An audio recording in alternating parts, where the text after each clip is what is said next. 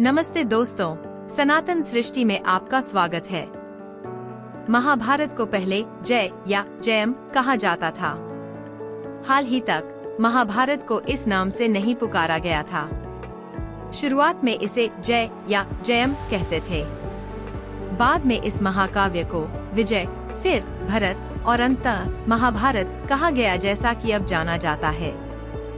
जय आत्मिक विजय के बारे में है, विजय भौतिक विजय के बारे में। भरत एक वंश की कहानी है और अंततः महाभारत में भारतवर्ष के ज्ञान, धर्म, अधर्म और आध्यात्मिकता को एक महान कविता में ढाल दिया गया। क्या पांडवों में सबसे छोटे सहदेव भविष्य देख सकते हैं? सहदेव पांडवों में सबसे छोटे हैं। सहदेव कुरुक्षेत्र युद्ध और सभी घटनाओं के बारे में सब कुछ जानते हैं। हालांकि उन्हें युद्ध के परिणाम का पता था, वे एक श्राप के कारण चुप रहे कि अगर उन्होंने कुछ बताया तो उनकी मृत्यु हो जाएगी। वे ज्योतिषी और प्रतिभाशाली थे, इसलिए उनके पास यह ज्ञान था। कुछ ग्रंथों के अनुसार भगवान कृष्ण ने सहदेव को कहा कि वे भविष्य या घटनाओं के बारे में किसी को भी स्वेच्छा से कुछ न बताएं, क्योंकि इससे उन लोगों के लिए विपत्ति आ सकती है जिनसे वे यह बात कहेंगे। इसके अलावा जब भी उन्हें जवाब देना पड़ता, उन्हें हर प्रश्न का उत्तर एक और प्रश्न से देना होता ताकि गंभीर परिणामों से बचा जा सके, भगवान कृष्ण के निर्देशानुसार। इसलिए सहदेव के पास और कोई विकल्प नहीं था। वे सब कुछ जानते थे लेकिन किसी को कुछ नहीं बता सकते थे। दुर्योधन का असली नाम सुयोधन है।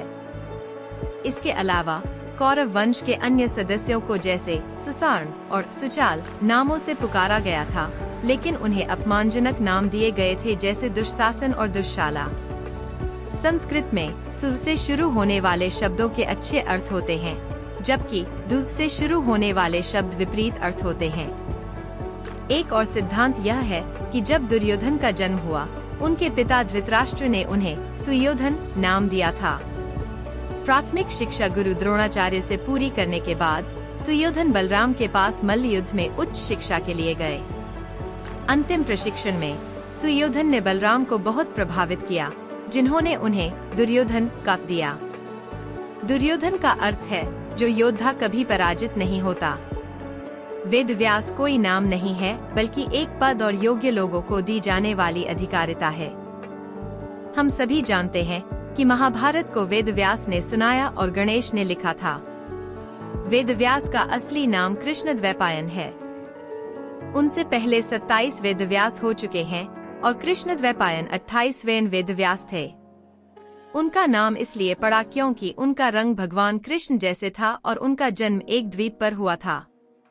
युद्ध में सभी कौरव पांडवों के खिलाफ नहीं थे। धृतराष्ट्र के दो पुत्र विकर्ण और युयुत्सु दुर्योधन के कार्यों से सहमत नहीं थे और द्रौपदी को दांव पर लगाने के खिलाफ थे।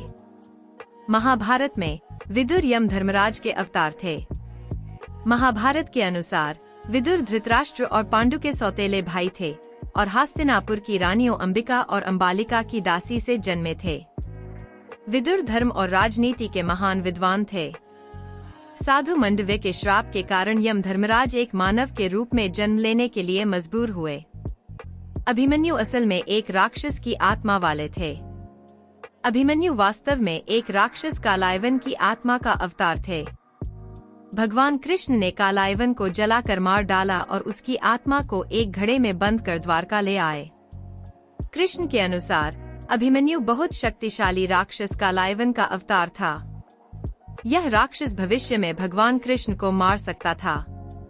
अभिमन्यु की एकमात्र कमी चक्रव्यूह के बारे में उनका आंशिक ज्ञान था।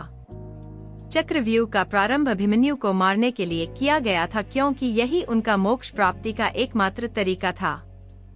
इसलिए भगवान कृष्ण ने उन्हें चक्रव्यूह से बाहर निकलने का तरीका कभी नहीं सिखाया। दोस्तों, अगर आपको यह वीडियो पसंद आया हो तो कृपया इसे लाइक और शेयर करें। ऐसी और जानकारी और वीडियो देखने के लिए और हमारे अपडेट्स मिस न करने के लिए कृपया सनातन सृष्टि को फॉलो और सब्सक्राइब करें।